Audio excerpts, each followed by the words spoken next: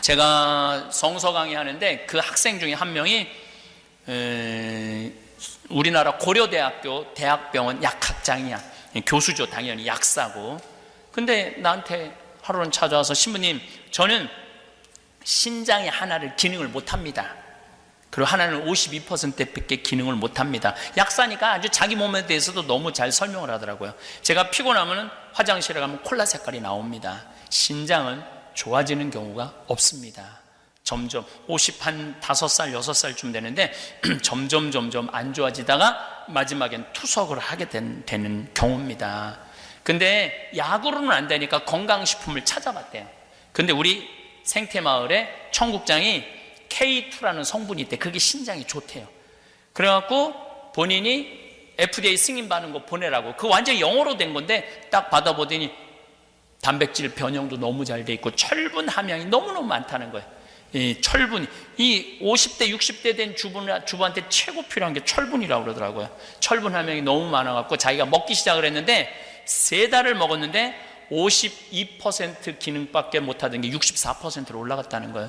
신부님, 제가 이 리포트 드릴 테니까 온 세상 사람들한테 얘기하세요. 제가 그래도 전문가입니다. 정말로 좋은 청국장 이렇게 만들어서 판매해 주셔서 너무너무 감사하다고. 내가 그 청국장 갖고 왔어요. 바깥에 나가셔서 사시면 돼요.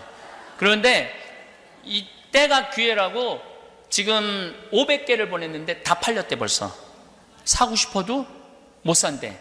아까 신부님이 그러시더라고요. 주문하면은 여기는 어차피 뭐 여러 가지 방법이 있어요. 비행기로 오는 방법이 있고 배로 왔다가 기차로 오는 방법이 있고, 아마 여기 스태프들이 잘 알아서 할 거라고 생각을 합니다. 그리고 여러분들 자녀들 중에 성당 안 다니는 자녀들이 있을 거예요. 그런데 여러분들 앞으로 제발 이 말만은 하지 마세요. 애들이 성당 안 나오는 건 지겨운 거야. 성당 나가는 게 재미도 없고. 근데 안 그래도 나가기 싫은데 늙은 엄마가 머리 하얗고 이마 쭈글쭈글한 할머니, 웃어도 괜찮은 엄마가 성당 나가라 할 때 어떻게 하면서 성당 나가라고 그러는지 알아요? 성당 좀 나가. 안 그래도 나가기 싫은데 늙은 엄마가 인상 쓰면서 성당 좀 나가 그러면 더 나가기 싫어요. 그러니까 오늘 이후부터 그건 선교가 아니야. 더 성당에서 밀어내는 거야. 사실은 정말 여러분들 자식들한테 선교하고 싶다면 애들이 오잖아요. 이렇게 말해야 돼요. 나는 하느님을 믿어서 너무 행복하다. 그리고 나는 오늘 이후부터 지질이 복도 없는 년이 냉면 먹지 않고 이 미국에 와서 훌륭하게 산 나한테 내가 쏠 거다.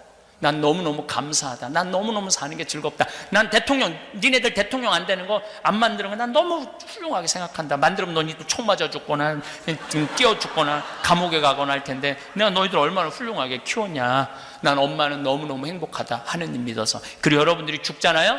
그럼 애들이 살다가 지칠 때, 아, 엄마가 하느님 믿어서 늘 행복하다고 그랬지. 엄마 항상 충만하게 살다가 세상을 떠났지. 나도 신앙을 가져야 되겠다. 그리고 성당 나가는 거예요.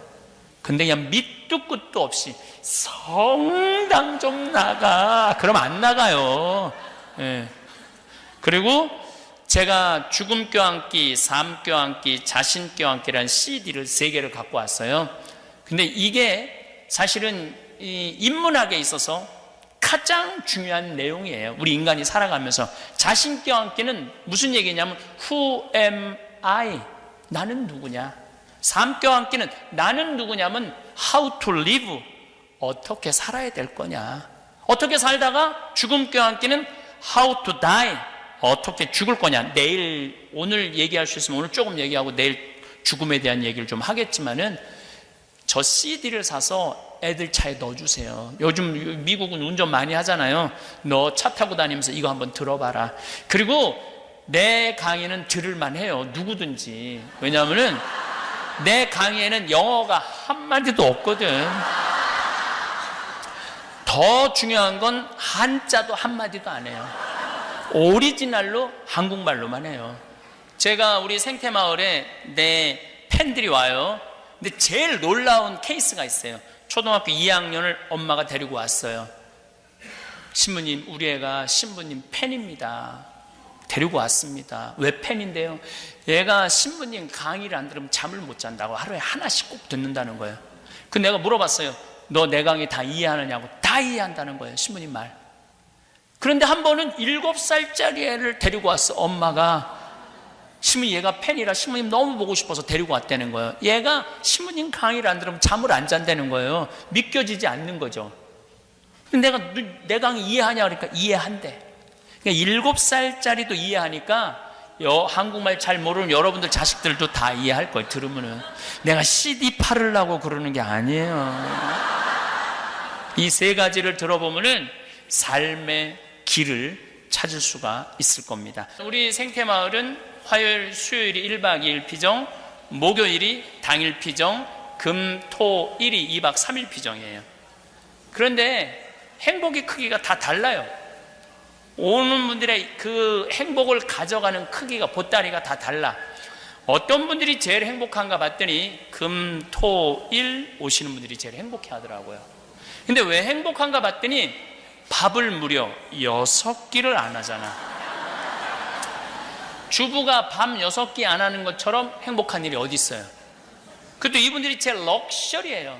뭐 식사 끝나고 나면은 커피 딱 뽑아갖고 강이 내려다 보이는 데크에 앉아갖고 커피도 마시고 산책도 막 이브닝 드레스 입고 산책도 쫙 하고 그래요. 왜 그렇게 럭셔리한가 봤더니 설거지를 6번을 안 하잖아요. 주부가 설거지 6번 안 하고 밤 6번 안 하는 것처럼 행복한 일이 어디 있어요? 그런데 내 강의 듣고 두부 만들고 찰떡 만들어 먹고 잠 이틀 밤 자고 별 보고 밤에 모닥불 펴서 감자 구워 먹는데 들어가는 피정비는 얼마냐면은 8만 원이에요. 8만 원. 80달러. 이 청장 가루가 50달러잖아요. 근데 6끼 밥 먹고 이틀 밤 자는데 피정비가 8만 원이야. 8만 원. 그러면 30살서부터 60살까지 여기 계신 분들 30살서부터 60살까지 시집 와갖고 밥하고 빨래하고 청소하고 애 낳고 애 키웠다면 여러분들 한 달 가사 노동비가 얼마냐면은 250만 원이에요. 250만 원. 그럼 30년 동안 밥하고 빨래하고 청소하고 애 낳고 애 기르는 여기 우리 60대 된 아줌마들은 남편하고 자식한테 얼마를 청구할 자격이 있느냐면 9억을 청구할 자격이 있어요. 9억 원어치 일을 하신 거예요. 9억 원어치.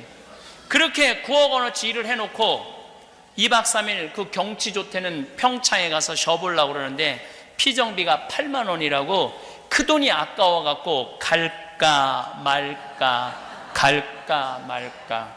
나 피정 보내주는 자식 하나 없고 지질이 복도 없는 년. 그리고 끝까지 보내줄 때까지 기다리면은 그분은 영원히 생태마을은 못 오고 그 기쁨, 그 충만한 그 만족감을 못 누리고 죽는 거예요. 그냥 내가 9억 원어치 있으면 내가 8만 원 쓰는다고 누가 뭐라 그럴 것 같아? 한 사람도 뭐라 그럴 사람 없어요. 근데 우리는 자기를 위해서 써봤던 적이 없는 거야. 아니, 자기를 위해서 단돈 1,000원도 써봤던 적 없는 사람들 많습니다. 자기를 위해서 1,000원도 벌벌 떠는 사람들 많아요. 제가 우리 본당 신부할 때 할머니들하고 유럽 여행 가보면은 참 재밌어요. 정말 재밌어. 우리 할머니들이랑 여행 다니면 정말 재밌어요. 성당에서 보던 할머니들이랑 인천공항에서 보는 할머니들은 벌써 달라요. 선글라스 딱 끼고 나타나요. 선글라스 스카프 목에 두르고 돈을 얼마나 갖고 가는지 여기다 돈가방 탁 차고 너무너무 멋있게 와요. 가방, 여행용 가방 뽐나는 거 갖고 오고. 그래갖고 이제 비행기를 타고 파리 드골공항에 도착을 해요. 그러면은 탁 내리면은요, 그 여행 가이드가 버스를 타고 버스를 한 대 갖고 나와요. 그리고 파리를 이렇게 들어가는데 정말 기가 막히게 멋있어요. 파리는 직접 조명이 없어요. 다 간접 조명이에요. 간접 조명. 어제 시카고가 건축물들이 대단하더라고요. 내가 암스테르담, 파리, 운하 다 다니는데 그 유럽의 규모보다 여기가 100배 커. 그렇게 생각하시면 돼. 100배 커. 근데 어저께 나하고 이렇게 본당시민하고 몇 자매님이 나갔는데 30년 만에 처음 나왔다는 거예요. 그러니까 여기 살아도 내가 보기에는 지질이 복도 없는 년들이 사는 거야. 여기 살아도. 얼마나 멋있고 얼마나 럭셔리하고, 그리고 거기 그 조그만 뭐라고 그래야 되나, 그 배 있잖아요. 저 갖고 너무너무 행복하게 지내더라고. 그 사람들이 이렇게 잠깐 봐도 그 파티에 그거에 보면 참 멋있게 지내더라고요. 어쨌거나 하여튼 파리도 참 멋있어요. 직접 조명이 없어. 다 간접으로 비치는 거야. 다 간접으로. 그래서 은은해요. 가다 보면 또 뭐라고 그러냐면 여기 다이애나가 들이받아서 죽은 데라고. 역사가 그냥 기분이 너무너무 좋아요. 근데 이 뭐라고 그러냐면 내일 아침에 일어나고 뷔페에서 식사를 하시고 아침에는 모나리자, 그 옆으로 싹 웃는 모나리자 그림이 있는 느부르 박물관을 갈 거라고. 그리고 건너편에 에펠탑이 있는데 에펠탑을 들르고 전신 먹고는 몽마르트 언덕을 올라갈 거라고. 저녁엔 세느강에서 선상 파티라고, 밤에는 쌍젤리제 거리에서 와인을 한잔 할 거라고. 가슴이 막 벌렁벌렁거려요. 내가 드디어 그 유명한 예술의 도시 파리를 왔구나. 근데 호텔 도착 10km 전에 이상한 말을 하는 거예요. 근데 여기 참 에티켓이 중요하다. 여러분들 내리면은 포토들이 가방을 여러분들 방에 다 갖다 줄 텐데 $1를 팁으로 줘라. 그리고 호텔에서 나올 때 침대에 또 $1를 내려놓고 오셔라. 그게 에티켓이다. 그럼 이때부터 할머니들이 머리가 복잡한 거야. 생각지 않았던 $2가 튀어나온 거야. 400만 원 주고 여행을 왔는데 생각지 않았던 $2가. 그래갖고 딱 버스에서 내리면 정말 포토들이 막 가방을 가지러 와요. 그럼 할머니들이 한국말로 이렇게 말합니다. 놔두라고. 내가 들고 갈 거라고. 이때부터 이제 가방을 들고 씨름을 하기 시작을 하는 거야. 근데 이 유럽은 엘리베이터가 다 작아요. 옛날 건물에 엘리베이터 집어넣으니까 2명만 들어가면은 다 차는 거야. 30명이 가는데, 그러면 기다리는데 짜증이 나기 시작하고 2명 또 천천히 올라가고 짜증이 나기 시작하는 거예요. 그래서 나올 때도 또 $1 이제 로마로 갈 거니까 그냥 안 놓고 나와. 그리고 또 로마에 또 도착을 하면은 할머니들이 이제는 말하지 않아도 이렇게 말합니다. 포토들이 오면 놔두라고. 내가 들고 갈 거라고. 10일 동안 뭐만 하냐면 가방하고 씨름만 하는 거. 가방하고. 그리고 결정적으로 마지막 여행에 나한테 한마디 해요. 신부님, 외국에 나가보니까 맨 내 돈 뜯어먹는 도둑놈들밖에 없다고. 아니 10일이면은 $20야. $20면 미국이나 한국에서 칼비 한 번 안 먹으러 가면 돼. 근데 그 평생 한 번 나간 여행인데 방에서 기다리면 얼마나 좋아. $1 주고 땡큐 하면 나도 좀 럭셔리한 것 같고 얼마나 기분이 좋아. 여행 다 온 거 아니에요. 근데 그놈은 $20를 아끼려고 참 가방, 그냥 여행을 하나도 생각 안 나는 거야. 가방 끌고 이리 가고 저리 간 거면 생각난 거야. 예. 내가 이번에 잠비아 갔다가 케이프타운 가는데 잠깐 희망봉 가고 싶다 그래서 들렀는데 정말 좋은 호텔에 갔는데 저기 가이드가 그래도 다 할 거라고 딱 갖고 왔어. 방에 딱 방번호 붙여갖고 딱 갖고 와요. 그럼 나는 $1 안 줘요. $2 내지 $5 줘요. 그 딱 한마디예요. I come from Korea. Thank you. 되게 일본 사람이나 중국 사람인 줄 알거든요. 그럼 오해하잖아. I come from Korea. Thank you. 그리고 저는 나올 때도 호텔에다가 $1 올려놓을 때 그냥 안 나와요. 어떨 땐 $5 낼 때 꼭 써놔요. I come from Korea. Thank you. 그래 봐야 $20, $30 밖에 안 써요. 그럼 1년에 한 번 나오는 여행인데 얼마나 내가 귀중한 사람이야. 평생 어떻게 살았는데 정말로 뼈 빠지게 일하고 온 가족을 위해서 희생하고 살았는데 이 한 번 나오는 여행에 그런 호사도 못해? 근데 우리는 해본 적이 없는 거야. 그러면서 냉면을 먹으면서 울면서 치질이 복도 없는, 똑같은 냉면 $10를 먹으면서 치질이 복도 없는 냉면 사주는 인간 하나도 없고 그래서 울면서 먹는 거랑 난 정말로 수고 많이 했어. 너 정말로 애 많이 썼어. 너 먹을 자격 있어. 내가 오늘 너한테 쏠게 하고 먹는 냉면이랑은 다르다는 거예요. 오늘 이후부터 지질이 복도 없는 년이 먹지 말고 이 미국에서 열심히 살고 훌륭히 자식 키웠고 성공한 내가 나한테 쏘는 걸로 드세요. 남이 사줄 때까지 기다리지 말고. 저는 잠비아에 이제 선교를 떠난 지가 5년 돼요. 5년 되는데 뭐 의사 선생님들하고 뭐 농장도 뭐 내일 이제 그 동영상 다 보여드릴 거예요. 얼마나 이 가슴 설레는 일인지 내일 보여드릴 거예요. 기가 막힐 거예요. 근데 이제 다녀보면요, 잠비아는 너무 없어서, 미국은 너무 많아서 막 흘러 넘쳐. 미국은 내가 보기에는. 근데 거기는 밥을 한 끼밖에 안 먹어요. 한 끼밖에. 근데 3년 전에 제가 정글에를 들어갔어요. 정글이라는 건 붓이 뭐 풀이 많이 자라고 나무도 많아요. 그런데 정글에를 들어가려면은 새벽 3시에 일어나갖고 22시간을 타고 들어가야 돼요. 버스를. 밤 11시 반에 도착해요. 깜깜한 밤에 도착을 해.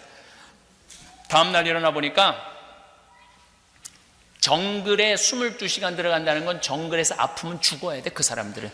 나는 차가 있으니까 들어가지만은 그 사람들은 죽어야 돼. 그랬더니 수녀님들이 정글에다가 병원을 줘놨더라고요. 상상도 못할 정글에다 병원을 줘놓은 거야. 거기에 입원실도 있고 다 있어.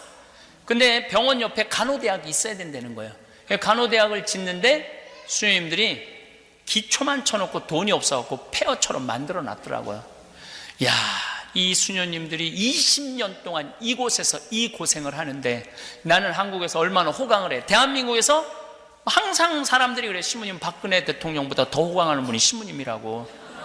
실질적으로 더 호강하고 있고.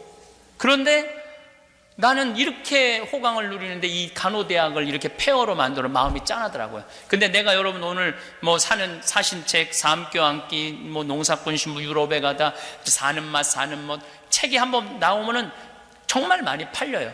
그래갖고 인세가 2억이 들어와 있더라고. 2억이. 내가 그 돈이 뭐가 필요해? 마누라가 있어, 자식이 있어. 사실 신부들한테는 돈 별로 필요 없거든. 근데 보통 신부님들한테 그렇게 돈이 있지를 않아요. 근데 저는 돈이 정말로 많이 들어와요. 뭐 남이 주는 게 아니라 내가 버는 거야. 내가 강사료도 많이 받고, 강사료보다는 인세가 훨씬 많죠. 인세가 훨씬 많은데 내가 수녀님한테 그랬어. 수녀님, 내가 인세가 있으니까 이거 간호대학 내가 져주겠다고. 이 사람 저 사람 언제 모금하러 다녀. 그냥 내가 하면 되지.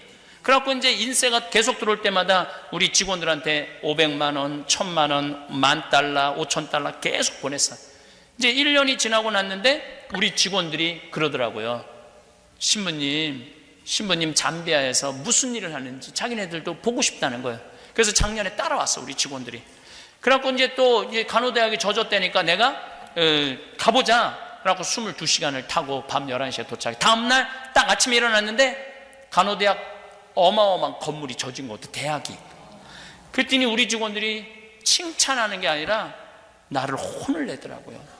신부님, 돈을 이렇게 다 써버리면 어떻게 하느냐고.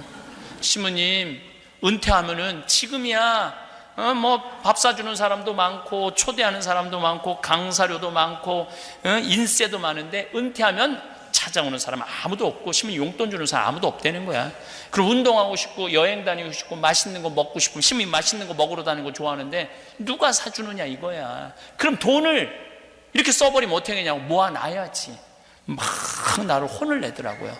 근데 저는 정말 그런 생각을 했어요. 내가 20년 후에 살지 안 살지 내가 어떻게 알아? 그렇지 않아요? 20년 살지 안 살지 어떻게 살아? 그 20년 후에 쓰려고 지금 가만히 있긴 싫어요. 지금은 얼마든지 다니면서 활동할 수 있잖아요. 의미 있는 일을 할 수 있잖아요. 벌써 간호대학 줘줬죠. 그 다음에 또 그 정글 안에 고등학교가 있는데 나름대로 정글에서 제일 똑똑한 애들이 그 학교에 모이는 거야. 그런데 기숙사가 없으니까 멀리 있으니까 친척 집에 와서 애들이 학교를 다니는 거예요. 그런데 거기는 방이 딱 하나예요. 방이 하나. 근데 몇 명이 잠을 자느냐? 10명, 11명이 잠을 자는 거야. 그런데 작은 아버지 삼촌이 건드려갖고 60명 중에 13명 임신을 한 거야. 공부를 못하는 거예요. 그런데 그게 무식한 게 아니에요. 제가 가정방문을 가보니까 이해가 돼. 밤에 전기가 없어요. 열쇠미 안 그래도 깜깜한 사람들인데 깜깜한 데서 자는 거 아니에요. 이거 가봐야 알아. 그래서 내가 항상 하는 얘기, come and see. 와서 봐야 돼. 그러니까 누군지를 알고 잠을 자. 누군지를 알고 더듬더듬 거리다가 자면은 이 조카를 건드리게 되는 거예요. 그래서 거기는 고아의 개념이 없어요. 그냥 나면은 그 집에서 다 키워. 우리처럼 이런 개념. 그리고 거긴 이모가 없어. 다 엄마야. 이모란 단어가 없어요. 그냥 다 엄마야. 근데 수녀님이 나한테 그러는 거야. 신부님, 얘네들 기숙사에 있으면 한창 공부하려고 여기를 깨우칠 애들인데 기숙사 줘달라는 거죠. 오케이. 그래서 간호대학 줘주고, 기숙사 줘주고, 정글에 초등학교 줘주고, 중고등학교 줘주고, 이번에는 에이즈 어린아이들을 위한 집을 줘줬어요. 라파엘의 집이라고. 근데 막 나는 지금 너무 신나는 거예요. 그 생각만 하면 막 가슴이 막 벌렁벌렁거리고 너무 신이 나. 그래서 지금은 마음껏 돌아다니고 이제 신학교 줘줘요. 신학교. 잠비아에는 신학생이 350명이 있대요. 350명이 있는데 신학교 건물이 없는 거야. 그래서 1, 2학년은 철학과 일반 루사과에 있는 대학에 다니고 3, 4학년은 또 뭐 어디 수도원 다니고 5, 6, 7학년만 어디 뭐 한 3시간 떨어진 데 있다는 거. 그러면 신학교 교육이 안 되거든요. 선후배 관계도 안 되고 우리 신부님하고 나하고도 신학교 때 같이 공부한 동문이거든. 그럼 마음이 벌써 달라요. 그런 연관성이 있어야 되는데 그 반달 주교님이라고 잠비아는 신자가 천주교 신자가 500만 명이에요. 인구가 1500만 명인데 그런데 나한테 주교님이 와서 그러는 거예요. 신부님 신학교 좀 줘달라는 거예요. This is my life 그러더라고요. 다른 건 안 드리는데 그거 확 들어오더라고요. This is my life. This project is this is my life. 딱 그러는 거예요. 야 주교님이 이렇게 열정적이구나. 그래서 이번에는 신학교 이제 짓기 시작하는데 마침 그때 미국 우리 천주교 교우들, LA 쪽 교우들이 13명이 작년에 갔어요. 여러분들이 저라 미국에서 돈 벌었다고 잘난 척하지 말고. 내가 이것도 내일 말씀드리겠는데 미국 교회가 지금 갈등의 원인이 뭐냐면 미션이 끝나서 그래요. 무슨 미션이 끝나느냐면 여러분들 여기 와갖고 애들 공부시키고 돈 벌고 다 했잖아. 이제 다 끝났어. 지금 60, 70대 은퇴했어. 목표가 없어진 거예요. 목표가 없어지니까 나 돈도 벌고 이 좋은 미국에서 호텔 같은 집에서 사는데 알아주기를 바라는 거야. 어떤 놈이든 안 알아주면 저놈이 내가 얼마나 고생을 했는데 나를 무시해. 그리고 그냥 서로 머리통이 터지게 싸우는 거야. 새로운 미션을 가지라는 거예요. 잠비아에 신학교 줘주고, 나미비아 신학교 줘주고, 모잠비크에 신학교 줘주고, 나미비아, 보츠와나 그거 다 가톨릭이거든요. 미국에서 돈 벌면 뭐 할 거야. 그거 가지고 그냥 골프나 치고 다니고 네가 잘났느니 내가 잘났느니. 근데 그 미국 공동체, LA 공동체 하겠다는 거예요. 작년에 13명 모였는데 올해 100명 모였더라고요. 신이 나는 거야. 너무너무 신이 나더라고요. 그러니까 나는 지금 원도 한도 없이 돌아다니면서 일하고 싶다는 거예요. 내가 돈을 다 썼어. 벌써 다 썼어요. 지금 돈이 없어. 지난번에 돈 다 떨어져 갖고 국장한테 야 50만 원만 좀 꿔줘라, 100만 원만 좀 꿔줘라. 한 주일 그랬어. 한 주일. 어쨌거나 그렇게 다 하다가 내가 70살에 안 죽었어. 근데 주머니에 돈이 한 푼도 없어. 그럼 난 어떻게 할 거냐면은 집에 사제관에 가만히 앉아 있을 거야. 돈 없는데 어떻게 해. 그냥 가만히 앉아 있어야지. 근데 나중에 쓰려고 지금 가만히 있긴 싫어요. 나중에 쓰려고. 여러분 인생에 나중에는 없어요. 오늘 지금밖에 없는 거예요. 오늘 맛있는 거 안 사 먹었잖아요. 그럼 끝난 거 오늘은. 오늘 여러분들 시카고 야경 구경 안 나가잖아요. 그럼 오늘 끝난 거예요. 어저께 우리가 불금이라서 불타는 금요일을 어저께 우리가 보냈거든. 너무 좋더라고요. 얼마나 행복해. 근데 나중은 없는 거예요. 여러분 인생 기다려주지 않아요. 그리고 내가 이렇게 얼굴 보니까 돈 쓸 수 있는 마지막 얼굴들이 많아. 마지막 얼굴들이 진짜 많아. 나중에 언제 쓰려고. 쓰려면 언제 써? 지금 써야 돼. 지금 쓰려면 지금 써야 돼. 제가 왜 이런 말씀을 여러분들한테 감히 드리느냐 하면은 우리 생태마을에 많은 암 환자들이 찾아와요. 그리고 마지막 죽음을 앞둔 분들이 많이 찾아와요. 근데 뭐 90대를 찾아오지 않아요. 대개 60대신 분들, 50 후반부들이 많이 찾아와요. 그럼 이분들이 이런 얘기를 해요. 신부님, 저 30년 동안 토요일, 일요일도 없이 휴가도 없이 뒤도 안 돌아보고 앞만 보고 살아왔습니다. 이제 돈도 많이 벌었고 자식도 다 키워놔서 나 이제 호강하려고 마음 먹었는데, 그래갖고 이제 여행도 다니고 그러려고 그러는데 밥 좀 먹으면 속이 이상해갖고 병원에 가보니까 암인데 몸에 다 퍼졌는데 3개월밖에 안 남았답니다. 신부님, 돈은 있는데 시간이 없어요. 신부님하고 그 조태는 이스라엘 성지순례 도보 여행도 하고 싶고, 신부님하고 잠비아도 가고 싶고 봉사활동도 하고 싶은데 저한테는 이제 시간이 없어요. 3개월밖에 안 남았대요. 그 한 분이 얘기하는 게 아니야. 그래서 그분들이 마지막으로 하는 얘기가 뭐냐면은, 왜 젊었을 때 그럴 수 있었는데, 젊었을 때 여행 다닐 수 있었고, 젊었을 때 좋은 일 할 수 있었고, 젊었을 때 쉴 수 있었는데 왜 나한테 그렇게 가혹하게 했는지 모르겠다고. 그래서 마지막에 얻은 마지막 선물이 암으로 세상을 떠난다고. 그러면서 하는 얘기가 있어요. 신부님 강론이 그전에는 구구절절이 안 들어오는데 암에 걸려보니까 왜 신부님이 갈비 먹고 싶으면 지금 사 먹으라고 얘기하는지 이제 알 것 같다고. 이제는 저한테는 더 이상의 시간이 없어요. 그리고 눈물을 흘리는 분들을 보면서 제가 참 많은 걸 깨달아요. 여기 계신 여러분들도 매일 오늘이 내일 같고 내일이 오늘 같고 그렇게 살지 마세요. 오늘 뜨겁게 사세요. 오늘 행복하게 사세요. 신부님, 그런데 신부님 말대로 다 했는데 10년이 지났는데 그때도 안 죽으면 어떻게 해요? 걱정하지 마세요. 그때 안 죽으면은 집에 가만히 있으면 돼. 그때 안 죽으면 집에 가만히 있으면 되지. 우리 아버지께서 지난 4월 10일 날 세상을 떠나셨어요. 87세에 돌아가셨어요. 87세. 근데 우리 아버지는 40년 동안 한 번도 안 아프시다가 2달 고생하시고 돌아가셨어요. 2달. 가장 훌륭한 부모가 어떤 부모냐면은 3달 고생하고 돌아가는 분들이 가장 훌륭한 부모들이에요. 왜냐하면 자식한테 이별할 시간 주고 사랑 나눌 수 있는 시간 주고, 또 3달 지나고 나면 자식이 지겹기 시작해요. 그러니까 가장 애틋할 때 그렇게 가족들 품에서 돌아가 주시는 분이 가장 행복한 훌륭한 부모님이에요. 더 좋은 분들은 그냥 주무시다가 그냥 죽는 분들이 제일 좋은 거고, 주무시다 죽는 분들이 제일 좋은 분들인데, 그런 부모를, 갑자기 돌아가신 부모님을 둔 자식들하고 이렇게 얘기를 해보면 맺히는 게 너무 많아.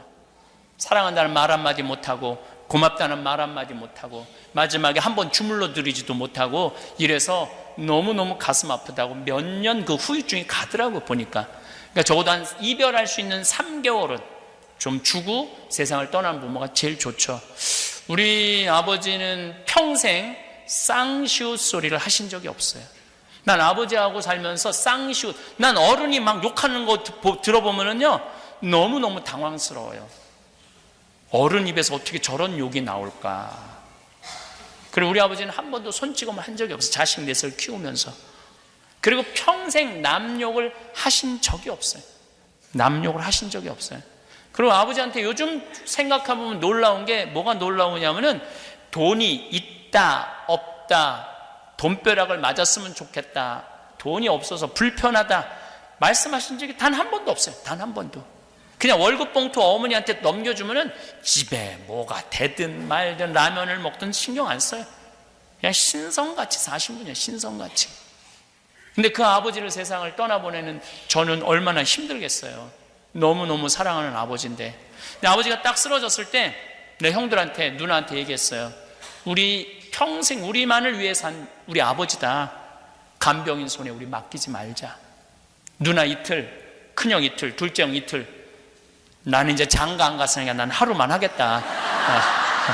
그래서 7일을 우리 자식들이 온전히 돌봐드렸어요. 근데 사무 때 우리 누나나 형들이 나한테 그러더라고. 시민님 너무너무 고맙다고. 간병인한테 맡겼다면 아버지를 구경하고 갔을 거라는 거예요.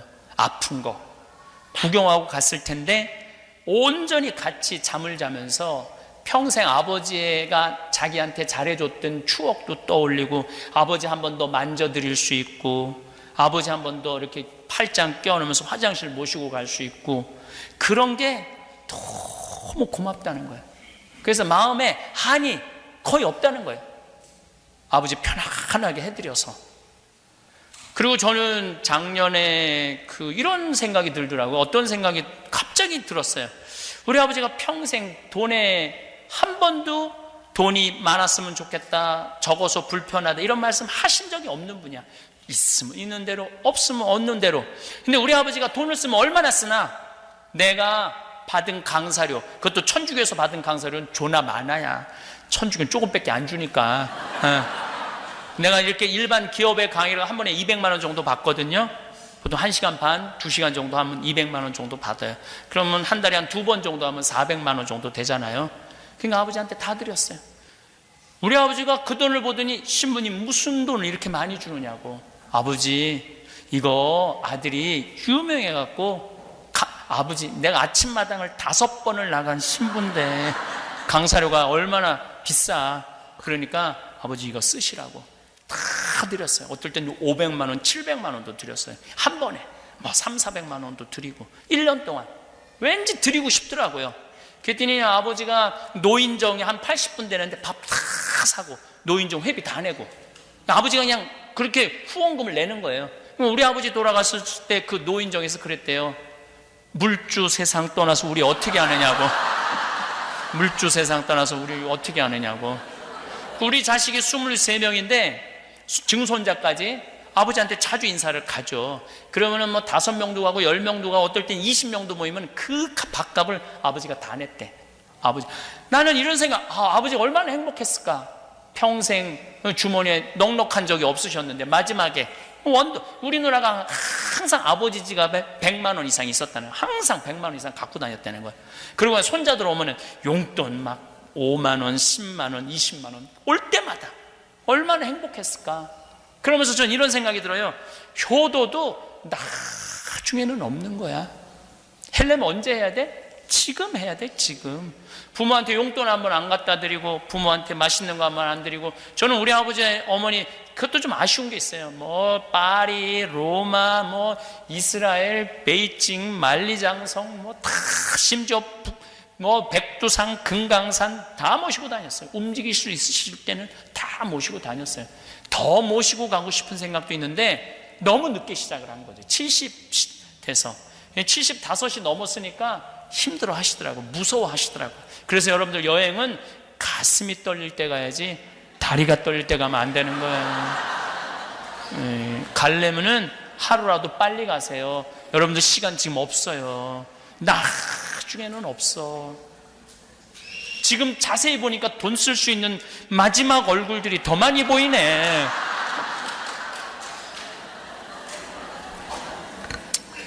근데 우리 아버님은 고향이 경상도 함양이세요. 지금 사시는 데는 경기도고 수원. 근데 아버지 고향을 가기 싫어하더라고요. 수원에서 함양까지 4시간 걸려요. 고향에 어머니는 고향에 맨날 간다, 아버지는 안 간다 그러는 거예요. 근데 아버지는 왜 가기 싫어하느냐면은 우리 큰 할아버지가 딸만 6을 낳았어요. 둘째 할아버지가 아들 3, 딸 하나를 낳았어요. 막내 할아버지는 스님이 절에 들어가셨대요. 우리 지금 외삼촌도 미국의 보스턴에 유명한 스님이에요. 원광 스님이라고. 우리 집은 동양중, 서양중이 다 있는 집안이에요. 동양중, 서양중이 다 있는 집안이에요. 예. 그래서 우리 외삼촌이 이렇게 머리 확 깎고 이렇게 승복 입고 오시고 그래요. 저 만나러. 예. 어쨌거나 1930년대만 하더라도 큰 장손집에 아들이 없으면은 둘째 집 큰아들이 양자로 갔어요. 우리 아버지는 8살에 양자로 가신 거예요. 그러니까 양부모님 밑에서 자란 거죠. 큰아버지, 큰엄마도 양부모죠. 고향에 가기 싫어하세요. 근데 어머니는 왜 고향에 가고 싶어 하느냐면 묘자리가 너무 좋아갖고 거기 묘 쓰면 자식들이 좋을 거라고. 그래서 맨날 아버지는 안 가, 어머니는 왜 안 가냐고 그 좋은 데를 두 분이 간다 안 간다. 난 그 얘기 들을 때마다 너무 웃긴 거야. 아니 갔다가 묻는 건 우리지, 죽어서 뭐 가고 싶다고 가고 안 가고 싶다고 안 가. 우리가 갖다 묻으면 그걸로 끝이지. 근데 아버님 말씀이 항상 마음에 걸렸어요. 목구멍에 가시 걸리듯이. 그래갖고 작년 우리 아버지 굉장히 건강하셨어요. 우리 아버지 돌아가시는 날도 당신 발로 아침에 화장실 가시고 오후 1시에 쓰러져서 밤 10시 41분에 돌아가셨어요. 그러니까 끝까지 행복하셨다고. 좀 통증은 있었지만은. 그래서 제가 우리 천주교 공동묘지, 집에서 한 40분이면 갈 수 있는 공동묘지에 갔어요. 후배 신부가 거기 책임자로 있어서 오라고, 여기 제일 좋은 자리 좀 보여달라고 그랬더니 정말로 좋은 자리를 보여주더라고요. 그냥 그 아버지 묘자리에 딱 쓰니까 골프장 18홀이 쫙 보이는 거예요. 너무 좋더라고. 파란 잔디가. 아, 여기다. 그래갖고 거기를 제가 정해놨죠. 근데 아버지한테 말씀 안 드렸죠. 그래서 내가 마지막에 말씀드렸어요. 아버지 옆에 모시겠다고. 그래서 아버지 모시고 나니까 너무너무 좋거든. 골프장이 쫙 보이는 게. 어머니가 나도 여기 묻히면 안 되느냐고, 걱정하지 말라고 여기 옆에 어머니 자리도 다 마련해놨다고. 아버님이 4월 10일 날 쓰러졌다는 얘기를 듣고 가보니까 이제 숨은 있더라고요. 그날 마침 우리 동창신부 모임에 둘째 주 월요일이니까. 그런데 의사들이 이런 얘기를 해요. 생명 연장 유지장치 하겠느냐고. 우린 내 자식 다? 너 왜 편안하게 가시게 놔두지. 대개 생명 유지장치 원하는 자식들이 누가 원하느냐 하면은 살아생전에 잘 안 하는 자식들. 그래갖고 이렇게 보낼 수 없다고. 그런 자식들이 아버지 마지막까지 괴롭히는 거예요. 마지막까지 괴롭히는 거예요. 그게 그냥 목에 구멍 뚫는 거, 그것도 괴롭히는 거예요. 뚫지 말아야 돼요. 그냥 편안하게 가시게 도와드리는 게 그게 효도야. 그래도 우린 내 때 안 한다니까 의사가 이상하게 쳐다보더라고. 우리 아버지 이제까지 행복하게 살았다고. 그냥 편안하게 보내드리겠다고. 그리고 내가 또 걸은 게 또 하나 있어요. 심폐소생술 하지 말아라. 갈비뼈 다 부러지는 거예요. 심폐소생술 하면. 마지막에 뭐하러 그렇게 힘들게 해. 그냥 행복하게 살아서 행복하게 가시면 되지. 심폐소생. 그리고 아버지 한 2달 동안 병원에 입원해 있는 동안 내가 얘기했어요. 마약 원도 한도 없이 놔드리라고. 왜냐하면 하느님이 인간한테 준 최고의 선물이 뭐냐면 마약이에요. 누구한테? 죽기 직전에 고통 속에 있는 사람들한테 최고의 선물은 마약이에요. 그래서 마약 정말 많이 놔드렸어요. 안 아프고 죽는 것처럼 좋은 게 어디 있어요. 마지막에 죽을 때처럼 아프고 왜 그러고 죽어야 돼. 좋은 마약이 있는데 모르핀 그거 맞으면 되죠. 그래서 다 놔드렸어요. 예. 그리고 내가 아버지한테 그랬어요. 아버지 돌아가시려면은 오늘 돌아가시라고. 내일 돌아가시면 안 된다고. 왜냐하면 쓰러진 날이 성 월요일이거든요. 성 화요일 날 돌아가시면 성 목요일이 걸려요. 그럼 장례 못하게 돼 있어요. 성 금요일 성 토요일은 아예 미사 못하게 돼 있어요. 예수님 죽은 날인데 무슨 미사를 해. 그러니까 빨간 줄로 써 있어요. 장례 미사, 혼배 미사 절대 못함. 그 다음에 주일날은 예수 부활 대축일이잖아요. 7일장을 하게 되는 거예요. 아버지 돌아가시려면 오늘 돌아가시라고. 그때 10시 41분에 돌아가신 거야. 참 좋은 아버지예요. 돌아가실 때도 너무너무. 그러니까 성수요일날 장례를 하는데 우리 수원교 주교님 4분이 4분 다 오셨어요. 원래 주교님이 한 분 내지 2분밖에 안 오거든요. 왜냐하면 다 이렇게 주교님들끼리 서로 외국 나가고 무슨 행사 있고 그러면 교대로 해갖고 교구청에 많이 있어요. 1분, 2분 있거든요. 근데 성주간이니까 어딜 다녀. 예수님 돌아가시는 주간에 예수님 주교님들이 4분 다 있었던 거야. 4분 다 왔어.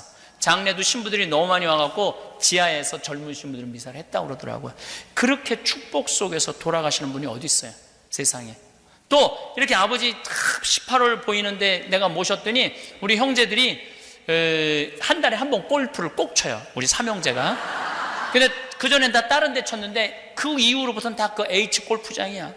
그런데 지난번에 5월 달에 이제 아버지 돌아가시고 첫 골프를 그 모임에서 하는데 8월인가 9월이 아버지 정면으로 보여요. 그랬더니 큰형이 그러더라고요.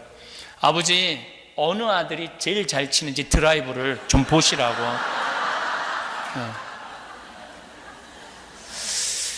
제가 왜 우리 아버지 얘기를 이렇게 말씀드리느냐면, 죽을 때도 기분 좋게 죽고 죽어서도 기분 좋은 추억을 남기고 떠나야 돼요. 그런데 안 죽으려고 나 좀 살려달라고 막 그러는 부모가 죽으면은요, 자식들은요 너무너무 아픈 거예요. 우리 아버지 그렇게 안 죽으려고 그랬는데, 근데 우리 아버지는 계속 빼셨어요. 호흡기를. 난 집에 가겠다고, 집에 가서 죽겠다고. 그러니까 우리 편안하게 보내드릴 수가 있는 거예요. 우리 보고 나 좀 살려줘, 나 죽으면 안 돼, 이러면은 못 하잖아요. 떠날 때 멋있게 떠나라는 거예요. 여기 80 넘으신 분들 혹시 암에 걸리면은 그냥 죽어요. 치료받지 말고. 80 넘어서 암에 걸린 분들이 항암하고 이게 배 자르고 장기 떼어내잖아요. 그분이 죽는 시간이랑 치료 전혀 안 하고 돌아가시는 분이랑 누가 더 오래 사느냐면, 치료 전혀 안 하시는 분이 더 오래 살아요. 그럼 고통은 누가 더 많이 겪느냐? 수술하고 항암하는 사람들이 훨씬 더 이면적인 돈은 얼마나 많이 들어요? 어마어마하게 돈 들어가요. 어마어마하게 돈 들어가요. 우리 아버지는 특실에 모셨어요. 우리 아버지는 복도 많죠. 병원에 특실에 모셨는데, 병원에서 이 유명한 신부님 아버지 모셨는데 무슨 병원비를 받느냐고 거의 다 안 받았어요. 특실에 모셨는데도. 얼마나 좋아. 참 우리 아버지는 참 행복한, 끝까지 복을 받고 돌아가셨어요. 그러니까 여러분들 죽어서도 여러분들 행복해야 돼.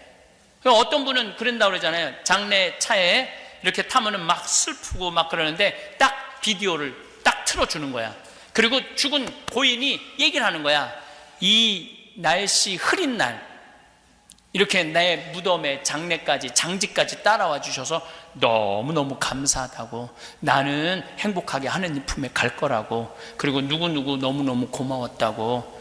이 흐린 날, 이 사람들이 너무 놀라는 거야. 오늘 흐린 거 어떻게 알았지 저 사람이? 근데 그분은 비디오를 3개를 녹화를 해놓은 거예요. 비 오는 날, 맑은 날, 흐린 날. 그래갖고 애들한테 얘기를 한 거예요. 흐린 날 되면 이거 틀어라, 맑은 날 하면 이거 틀어라, 비 오는 날 하면 이거 틀어라. 멘트를 다 따로 만들어 놓은 거예요. 다. 그럼 얼마나 멋있어. 살아서도 멋있고 죽어서도 멋있는 거 아니에요. 어차피 한번 갈 세상인데 멋있게 죽어야 되지 않아요? 그러니까 여러분들, 제가 아까 how to live, how to die, 어떻게 죽을 거냐 생각 잘해야 돼요. 근데 아버님 초상을 딱 하루를 치렀잖아요. 우리가 10시 41분에 돌아가셨어요. 조문객이 너무너무 2,000명이 넘게 왔어요. 오늘 여기 거의 한 800-900분 정도 오셨더니 이거 2배가 온 거야. 밥을, 그 병원 생긴 일에 가장 많이 했대요, 밥을. 근데 이런 거 처음 봤다고. 그래서 큰 이 장례식장을 했는데 그 2개를 더해서 손님이 너무 많이 와갖고. 왜냐하면 내 손님도 많이 왔지만, 그래도 우리 큰형님도 한 연 매출 한 100억 되는 조그만 중소기업을 운영하세요. 우리 둘째 형님도 꽤 큰 계열사 사장을 했고 지금은 무슨 동문 회장을 하고 있대. 유명한 명문고등학교. 그러니까 내 손님뿐만 아니라 하여튼 많이 오더라고. 그것도 하나도 안 받는다고 그러는데, 쌀 받는다고 분명히 메시지를 보냈는데 어려운 사람 도와준다고. 우리 비군만 쌀 보내. 참 착해. 우리 정지우는 비군만 쌀을 보내라, 쌀 갖고 왔더라고. 나머지는 다 꽃다발을 보냈어. 꽃다발 그거 금방 버릴 건데 어려운 사람 도와준다고. 어쨌든 그렇게 손님이 많이 왔기 때문에 조의금이 많이 들어왔다는 얘기죠. 내 얘기는 많이 들어왔어. 조의금이 억대가 넘게 들어왔으니까. 근데 내가 그 조의금을 싹 모아서 평창으로 갖고 왔어요. 우리 형제들은 조의금을 구경을 못했어. 어떻게 생겼는지. 내가 싹 들고 왔어요. 진짜로. 단 한 푼도 못 만지게 했어요. 싹 들고 왔어요. 내가 왜 그 조의금을 들고 평창으로 왔느냐 하면은, 내가 본당 신부 때 항상 초상집에 꼭 갔거든요. 우리 교우들. 지금 장례식장에 가보면은 이 상주들이 안 나와. 왜 안 나오냐고. 상주가 어디 가냐고. 저 지금 방에 들어가고 조이금 갖고 싸운다는 건, 네가 더 갔느냐 내가 더 갔느냐, 이게 내 돈이냐 네 돈이냐. 참, 부모님 세상 떠났을 때 그것처럼 불효가 어디 있어요? 그럼 불효예요, 불효. 그리고 그 부모는 인생 정말 잘못 산 거죠. 어차피 다, 내가 이 이건희 회장에 대해서 할 얘기가 너무너무 많아요. 이건희 회장 쓰러진 지 3년 4개월 돼요. 그러면은요, 최고의 효자는 어떤 효자냐면 바로 보내드리는 거예요. 다 해드리는 거야. 그리고 편안하게 쉬고 아름답게 그 아버지 돈 가지고 사회사업하고 세금 내고. 이건희 회장이 쓰러질 때 재산이 12조 5,900억이었어요. 근데 지금 20조야. 죽지도 못하는 거예요, 지금은. 그 20조 때문에. 죽으면 바로 10조 세금으로 나가잖아요. 그 3년 지금 몇 개월 동안 그 돈 계속 갖고 있는 거 아니야. 빨리 세금도 내고 떠나려면 떠나야지. 이건 산 것도 아니고 죽은 것도 아니고. 정말 내가 하고, 지금 감옥에 있는 이재용 회장한테 할 얘기가 너무 많아요. 인생 그렇게 살면 안 된다고.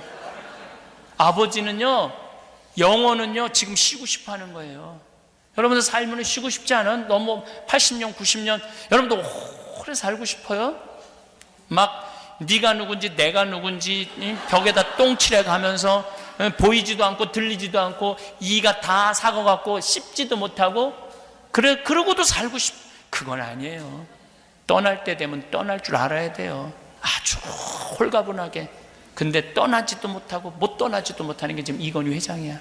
참 안타깝죠. 어쨌든 내가 그 조의금을 가지고 평창에 왔어.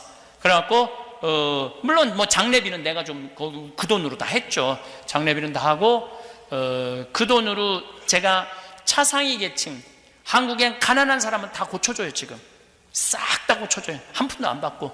그런데 그 위에 차상위에 걸린 사람들이 있어.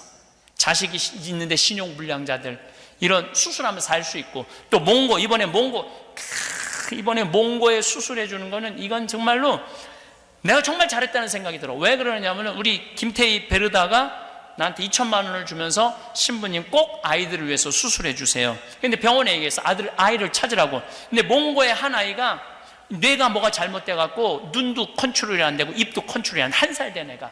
얘가 중국 북경을 그 부모가 계속 다닌 거, 아이 수술을 하려고. 몽고 사람인데. 근데 중국에서 그러더래요. 이 아이는 인도도 못 살리고 아무데도 못 살린다. 이 아이를 살리려면 한국으로 가야 된다. 그래갖고 그 몽고 사람들이 아무 대책 없이 한국으로 온 거야. 근데 마침 그 빈센트 병원에 우리 애 살려달라고 느닷없이 그랬는데, 내가 이 김태희 베르다가 돈 2천만 원 했으니까 찾아라. 걔가 딱 걸린 거야. 그러니까 의사들이 수술을 했는데, 김태희 씨가 돈 준 돈으로 수술한다니까 의사들이 얼마나 신나겠어요. 그 수술을 너무너무 잘해갖고 얘가 나오는데 중환자실도 안 갔대. 눈 똑바로 되고 입 똑바로 되고 얼마나 잘생겼는지 몰라. 그런 애들 12명을 수술해 주는데 우리 아버지 장례 조의금으로 내 2명 해줬어요. 그 라파엘의 집 2천만 원 또 아버지 돈으로 기증하고. 그래갖고 아버님이 남기고 간, 우리 자식이 남기고 간 거 아니에요. 그러니까 자식이 나눠야 될 거 아니에요. 우리 손자들한테도 얘기했어. 할아버지 조의금이 이렇게 1억이 넘게 들어왔는데 이거 한 푼도 우리 안 건드린다. 다 어려운 사람 도와줄 거다. 니네들 그렇게 알고 있어라. 그래서 세상 사는 법을 배워야죠. 대신 우리 형제들한테는, 참 고마운 형제들한테는 조의금 명단은 다 보내줬어요. 조의금 명단은 다 보내줬어. 네. 타이프 다 쳐갖고 누가 얼마 들어왔고 누가 얼마 들어왔고 체크 다 해라. 그래갖고 싹 해갖고 다 보내줬어요. 조이금. 그거 그렇게 정리하기 쉽지 않아요. 내가 싹 정리해서 다 보내줬어. 여러분들, 우리가 이 인생을 이렇게 와서 하느님께로 떠나요. 근데 내가 정말로 앞이 뭔지도 모르고 인생이 뭔지도 모르고 살다가 죽을 때 뭔지도 모르고 죽고 뭔지도 모르고 떠나서는 안 돼요. 내일 내가 죽음에 대한 얘기를 조금 더 말씀드리겠지만, 죽는 건 결코 두려운 게 아니에요. 죽음이라는 거는 하나의 관문이야. 너무 아름다운 세상으로 넘어가는 관문일 뿐이에요.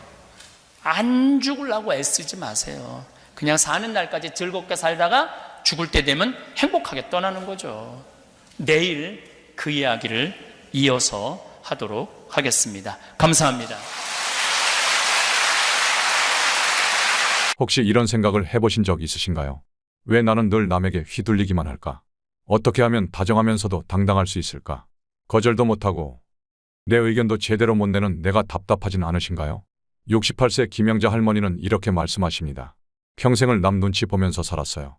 이웃이 부탁하면 늘 들어주고 자식들이 무리한 요구를 해도 거절 못하고 그러다 얼마 전 큰 병에 걸렸는데 의사 선생님이 그러시더군요. 스트레스가 너무 쌓여서 그렇다고. 그제서야 깨달았어요. 내가 착한 게 아니라 그저 약했던 거구나. 73세 박명수 할아버지의 고민도 비슷합니다. 은퇴하고 나서도 마을 일이며 봉사활동이며 쉴 틈이 없어요. 모두의 부탁을 거절하지 못해서죠. 며칠 전에는 허리가 아픈데도 이웃의 이사 부탁을 거절 못했어요. 다정한 건 좋은데 이게 과연 옳은 걸까요? 이런 고민들이 왜 중요할까요? 서울대 심리학과 김현우 교수는 이렇게 설명합니다. 나이가 들수록 건강한 경계선 설정이 더욱 중요합니다. 특히 60대 이상의 어르신들은 자신의 체력과 건강을 고려하면서 적절한 선을 그을 줄 알아야 합니다. 65세 장미영 할머니의 경험이 이를 잘 보여줍니다. 작년까지만 해도 모든 손주들을 다 봐줬어요. 셋째 손주까지 태어나면서 너무 힘들었는데도 며느리들 눈치 보여서 거절을 못했죠. 그러다 쓰러질 뻔했어요. 그제서야 깨달았습니다. 내가 건강해야 가족들에게도 도움이 된다는 걸. 이제는 주 2회만 봐준다고 선을 그었어요. 오히려 며느리들이 더 걱정해 주더라고요. 실제로 한노인복지센터의 연구에 따르면 적절한 경계선을 설정하고 사는 노인들의 우울증 발생률이 65% 더 낮다고 합니다. 82세 최병철 할아버지는 최근 큰 변화를 경험했습니다. 평생 남들 부탁을 거절 못하다가 3개월 전부터 달라졌어요. 요양원에 있는 친구를 만나고 나서부터죠.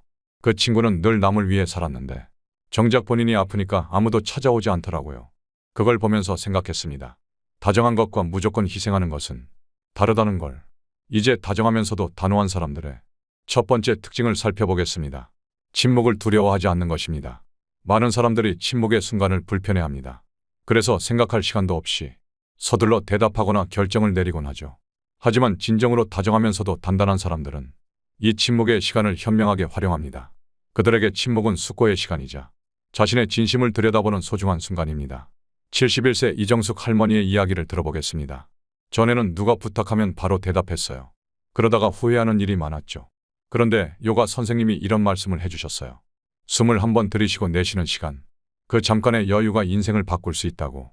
그 후로 부탁을 받으면 항상 심호흡을 한번 하고 대답해요. 그러다 보니 불필요한 약속도 줄어들고 제 시간도 더 소중히 쓸 수 있게 됐어요. 77세 박영수 할아버지는 이런 변화를 경험하셨습니다. 경로당 회장을 맡고 있는데 가끔 의견 충돌이 있어요. 예전에는 바로 맞장구를 치거나 수습하려 했는데 이제는 달라요. 잠시 차를 마시며 생각할 시간을 가져요. 그러면 더 현명한 결정을 내릴 수 있더군요. 침묵이 불편하지 않은 사람이 진정으로 강한 사람이라는 걸 알게 됐습니다. 두 번째 특징은 과도한 설명을 하지 않는 것입니다. 많은 분들이 거절할 때 길게 변명하거나 필요 이상의 설명을 덧붙이곤 합니다. 마치 자신의 결정을 정당화해야 할 것 같은 불안감 때문이죠. 하지만 진정으로 다정한 사람들은 알고 있습니다. 단순하고 명확한 의사표현이 오히려 서로를 더 존중하는 방법이라는 것을. 심리학자 이미경 박사는 이렇게 설명합니다. 과도한 설명은 오히려 상대방에게 믿음을 주지 못하는 결과를 낳습니다. 간단명료한 의사표현이야말로 자신과 상대방 모두를 존중하는 방법입니다. 67세 김영철 할아버지의 경험담을 들어보겠습니다. 전에는 누가 부탁하면 거절하기 힘들어서 핑계를 대곤 했어요. 그러다 한 번은 거짓말이 들통나서 더 큰 상처를 준 적이 있었죠. 그 후로는 바뀌었습니다. 죄송하지만 제가 어렵겠네요. 이 한마디면 충분하다는 걸 알았어요. 오히려 이렇게 하니까 사람들이 더 이해해 주더군요. 83세 박순자 할머니는 이렇게 말씀하십니다. 손주들 돌봐달라는 부탁을 받을 때가 많아요. 예전에는 이런저런 핑계를 대느라 머리가 아팠는데 이제는 솔직하게 말해요. 할머니가 많이 피곤해서 오늘은 어려울 것 같아. 이렇게 간단히 말하니 오히려 며느리가 더 미안해하며 제 건강을 걱정해 주더라고요. 75세 최영순 할머니의 사례는 더욱 인상적입니다. 노인정에서 간식비를 거둘 때였어요. 예전에는 돈이 없어도 창피해서 길게 설명하고 변명했는데 지금은 달라요. 이번 달은 형편이 어려워서 다음에 내겠습니다. 이렇게만 말해요. 그랬더니 오히려 주변에서 제 사정을 더 이해해주고 도와주려 하더라고요. 솔직하고 단순한 표현이 신뢰를 만든다는 걸 알게 됐습니다. 세 번째 특징은 상대의 감정에 과도하게 책임지지 않는 것입니다. 다정한 사람들의 흔한 고민이 있습니다. 타인의 기분이나 감정까지 자신이 책임져야 할 것 같은 부담감을 느끼는 것이죠. 하지만 진정으로 성숙한 다정함은 자신과 타인의 감정 사이에 건강한 경계를 두는 것에서 시작됩니다. 노인심리 전문가 박지원 박사는 이렇게 설명합니다. 타인의 감정까지 책임지려는 태도는 결국 양쪽 모두를 지치게 만듭니다. 진정한 공감은 상대의 감정을 인정하되 그것을 해결해 주려 하지 않는 것에서 시작됩니다. 78세 이명자 할머니는 이런 경험을 들려주셨습니다. 딸이 이혼한다고 했을 때 많이 힘들었어요. 처음에는 제가 뭔가 잘못 키워서 그런가 자책했죠. 딸의 우울한 표정만 봐도 가슴이 아팠어요. 그러다 상담을 받으면서 깨달았어요. 제가 딸의 모든 감정을 책임질 필요는 없다는 걸. 이제는 딸의 이야기를 그저 들어주기만 해요. 그랬더니 오히려 딸이 더 편하게 자신의 감정을 다룰 수 있게 됐더군요. 72세 황명순 할머니의 사례도 인상적입니다. 손자가 대학에 떨어졌다고 울 때였어요. 예전 같았으면 저도 같이 울고 이런저런 해결책을 제시했을 텐데 이번에는 달랐어요. 할머니는 내 마음이 충분히 이해된다. 하지만 넌 충분히 이겨낼 수 있을 거야. 이렇게만 말했죠. 그러자 손자가 오히려 더 의젓하게 자신의 문제를 해결해 나가더라고요. 네 번째 특징은 자신의 기준을 명확히 하는 것입니다. 많은 분들이 융통성 있는 것과 자신의 기준을 포기하는 것을 혼동하곤 합니다. 하지만 진정한 다정함은 분명한 자신만의 기준이 있을 때 빛을 발합니다. 그것이 오히려 상대방에 대한 예의가 되기도 하죠. 관계심리 전문가 최영호 박사는 이렇게 말합니다. 자신의 기준이 없는 사람은 결국 상대방에게도 신뢰를 주지 못합니다. 상황에 따라 흔들리지 않는 원칙이 있을 때 진정한 다정함도 가능해집니다. 81세 김영수 할아버지의 이야기를 들어보겠습니다. 매일 아침 6시 산책은 제 삶의 철칙입니다. 자식들이 방문할 때도 이 시간만큼은 지켜요. 처음엔 가족들이 서운해했지만 지금은 오히려 더 존중해줍니다. 아버님의 규칙적인 생활이 우리의 본보기가 됩니다. 라고 하더군요. 자신의 원칙을 지키는 것이 타인에 대한 배려가 될 수 있다는 걸 알게 됐죠. 76세 장미숙 할머니는 이렇게 말씀하십니다. 저는 손주를 봐줄 때 규칙이 있어요. 간식은 하루 한 번, TV는 30분만. 처음에는 며느리가 불편해했는데 이제는 제 기준을 고맙다고 하네요. 아이에게도 좋은 습관이 들었다고. 분명한 기준이 있어야 진정한 사랑도 가능하다는 걸 배웠습니다. 다섯 번째 특징은 타인의 칭찬과 비난에 초연한 것입니다. 우리는 종종 타인의 평가에 지나치게 민감해집니다. 칭찬에 들뜨고 비난에 무너지곤 하죠. 하지만 진정으로 다정한 사람들은 이 두 가지 모두에 흔들리지 않는 힘이 있습니다. 노인상담센터 박경희 원장은 이렇게 설명합니다. 나이가 들수록 중요한 것은 내면의 단단함입니다. 타인의 평가가 아닌 자신의 가치관으로 살아갈 수 있는 힘이 필요합니다. 73세 최병호 할아버지의 경험담입니다. 퇴직 후에 시작한 서예 교실에서의 일이에요. 제 작품을 두고 사람들의 평가가 극과 극이었죠. 어떤 이는 대단하다 하고 어떤 이는 형편없다 했어요. 예전 같았으면 이런 평가에 일희일비했을 텐데 이제는 달라요. 그저 제가 좋아서 하는 일이니 남들 평가에 연연하지 않기로 했죠.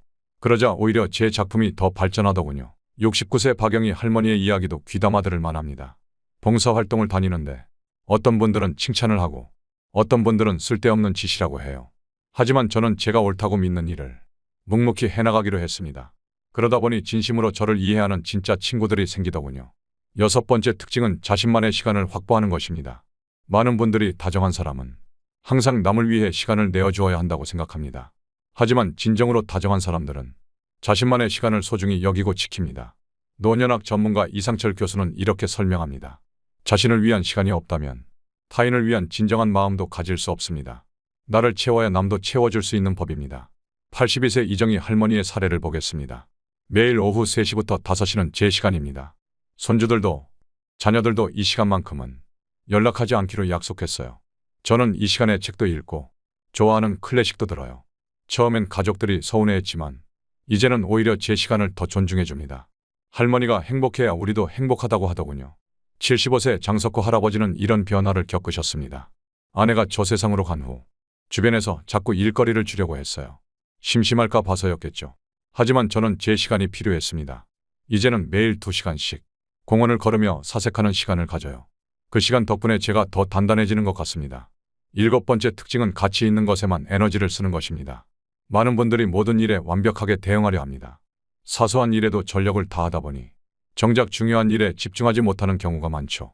하지만 진정으로 다정한 사람들은 자신의 에너지를 현명하게 배분할 줄 압니다. 노인의학 전문가 김미영 박사는 이렇게 조언합니다. 나이가 들수록 체력 안배가 중요합니다. 모든 일에 완벽할 수는 없습니다. 중요한 것과 그렇지 않은 것을 구분하는 지혜가 필요한 시기입니다. 77세 한영수 할아버지의 이야기를 들어보겠습니다. 예전에는 동네 모든 모임에 나가려 했어요. 빠지면 누가 섭섭해할까봐. 그러다 몸이 아파서 한 달간 쉬게 됐는데 그때 깨달았죠. 내가 없어도 세상은 잘 돌아간다는 걸. 이제는 정말 의미 있는 모임만 참석합니다. 그러니까 오히려 주변에서 제 시간을 더 존중해 주더군요.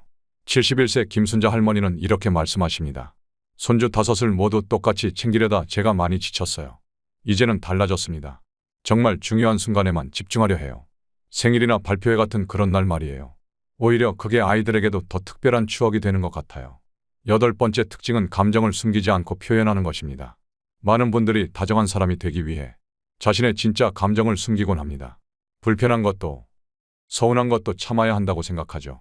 하지만 진정으로 다정한 사람들은 자신의 감정을 솔직하게 표현할 줄 압니다. 심리상담가 박지훈 선생님은 이렇게 말합니다.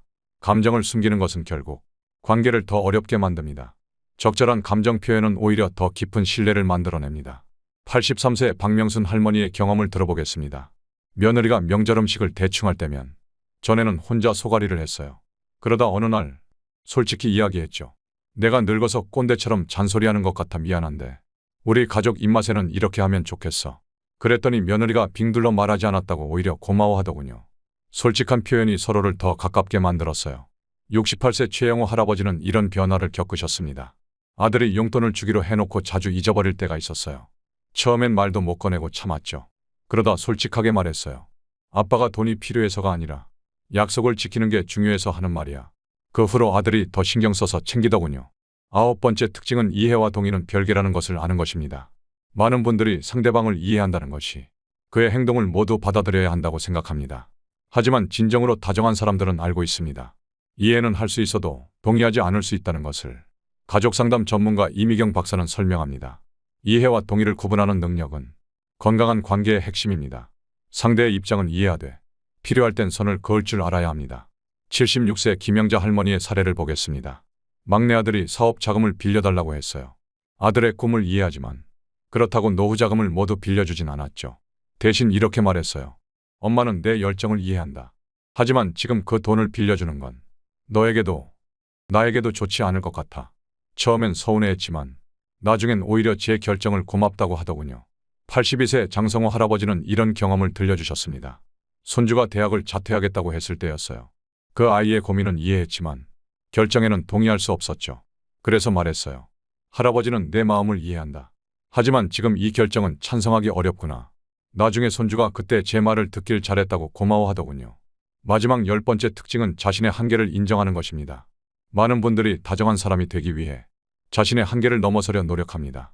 하지만 진정으로 성숙한 다정함은 자신의 한계를 솔직히 인정하는 데서 시작됩니다. 노인심리 전문가 강현우 박사는 이렇게 말합니다. 자신의 한계를 인정하는 것은 약함이 아닌 강함의 표현입니다. 오히려 이런 솔직함이 더 깊은 신뢰를 만들어냅니다. 79세 이순옥 할머니의 이야기를 들어보겠습니다. 전에는 모든 손주들 학원을 다 데려다 주려 했어요. 그러다 한번 크게 아팠죠. 이제는 솔직히 말합니다. 할머니가 많이 힘들어서 더 이상은 어려울 것 같아. 그랬더니 오히려 손주들이 제 건강을 더 걱정해 주더군요. 한계를 인정하니 관계가 더 깊어졌어요. 85세 박철수 할아버지는 이런 깨달음을 얻으셨습니다. 노인회장 일을 맡았을 때였어요. 모든 일을 완벽하게 하려다 건강이 많이 나빠졌죠. 이제는 도움을 요청할 줄 압니다. 이 일은 제가 하기 어려우니 도와주시면 감사하겠습니다. 이렇게 말하니 오히려 주변에서 더 적극적으로 돕더군요. 지금까지 우리는 다정하면서도 단단한 사람들의 10가지 특징을 살펴보았습니다. 이들이 우리에게 가르쳐주는 것은 진정한 다정함이란 자신을 지우는 것이 아니라는 점입니다. 81세 김말순 할머니의 마지막 말씀이 우리의 마음을 울립니다. 이제야 알았어요. 다정한 건 좋지만 저 자신도 소중하다는 걸. 내가 건강해야 다른 사람도 진심으로 도울 수 있다는 걸.